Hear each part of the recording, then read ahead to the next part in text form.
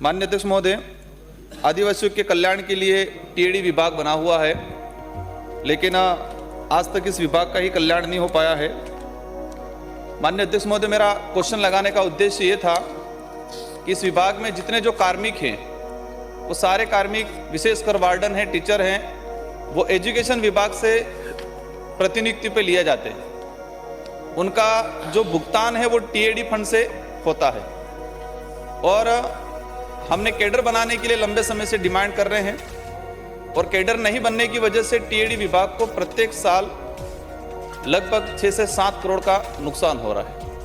तो मेरा सवाल ये है कि फर्स्ट सवाल ये है कि 5 साल तक प्रतिनियुक्ति रखने का प्रावधान है और जवाब में आया है कि 121 ऐसे वार्डन हैं जिनके 5 साल से अधिक यहाँ हो गए हैं। विभाग का नियम है कि 5 साल तक ही रखना है, उसके बाद उनको हटाना है, नए सिरे से लेना है। तो मंत्री महोदय से जानना चाहूँगा, क्या तत्काल इन 121 वार्डन जिनके 5 साल से ऊपर हो गए हैं उनको हटाने का विचार रखते हैं?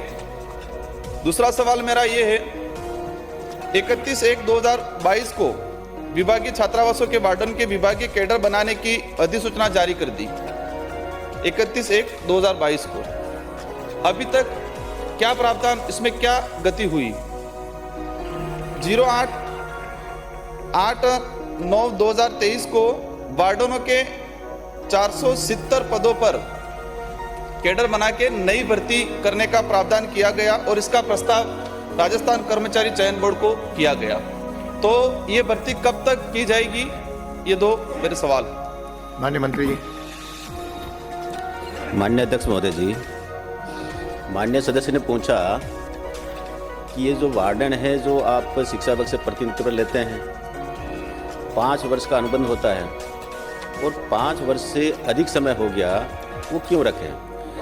माननीय अध्यक्ष महोदय जी, उनको हमने इसलिए रखा है कि हमने विभाग से अनापत्ति पत्र मांगा, उनसे हमने तो वो उन्होंने दिया नहीं समय पे, जिसके कारण से वो अभी भी चल रहे हैं। जहाँ तक आपने कहा कि उनको हटाओगे कि नहीं हटाओगे, निश्चित रूप से हम कोशिश करेंगे कि इन अध्यापकों को वापस उनके मूल भाग भेजें।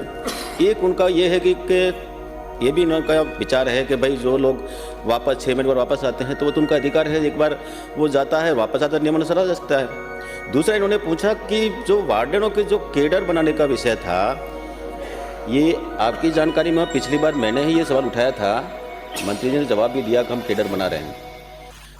मुख्यमंत्री जी की बजट घोषणा थी, उसके अनुसार आपने कार्रवाई करके और कैडर बनाने का जो भी प्रक्रिया थी वो सारी मैंने इसमें लिखी है, आपने पढ़ी होगी। उस कार्रवाई को हमने करके अब हमने कैडर के लिए विभागीय कार्रवाई के लिए हमने भेज दिया। अब वहाँ से उनको अब ये भर्ती करनी है, उनको विज्ञप्ति जारी करनी है और विज्ञप्ति जारी करने के बाद में फिर उनकी परीक्षा करानी है। परीक्षा के बाद में परिणाम आएगा, परिणाम आने के बाद में उनको लेंगे। माननीय सदस्य महोदय, मैं दोबारा वही सवाल करूंगा कि 121 जो अतिरिक्त लगे हुए हैं जिनके 5 साल पूरे हो गए, विभाग का नियम है 5 साल तक ही रखना है, तो क्या मंत्री महोदय उनको हटा के नए सिरे से प्रतिनियुक्ति लेने का विचार करते हैं या नहीं? कब तक? सेकंड चीज़, ये कैडर कब तक कंप्लीट बन जाएगा और कैडर के तहत भर्ती कब तक की जाएगी? बस 2 चीज़ें मैं जानना चाहूँगा मंत्री महोदय से। माननीय मंत्री जी, शायद ये समझ एक सेकंड, मेरा भी अनुभव है कि जिनको 5 साल हो गए, नियम सरकार का ही है, तो 5 साल के बाद वो लोग न रहें, दूसरी टाइम हो जाए। आप अभी आए, लेकिन गति को देनी चाहिए कि 5 साल के बाद भी कुछ लोग जानबूझकर टिके हुए रहते हैं, तो विभाग जो है या सरकार इस पर तुरंत कार्रवाई करे। आपका निर्देश है तो निश्चित रूप से मैं जो 5 साल से ज़्यादा हैं उनको हटा करके नए लोगों को हम ले लेंगे। चलिए। माननीय अध्यक्ष महोदय, ये जो कैडर बना रहे हैं इसमें स्वच्छ परियोजना के जो कार्मिक हैं उनको भी सम्मिलित किया जाएगा कि नहीं जाएगा? ये देखिए, कैडर का मतलब ये है कि वो तो खुली भर्ती है, उसमें जो व्यक्ति आएगा परीक्षा में पास होगा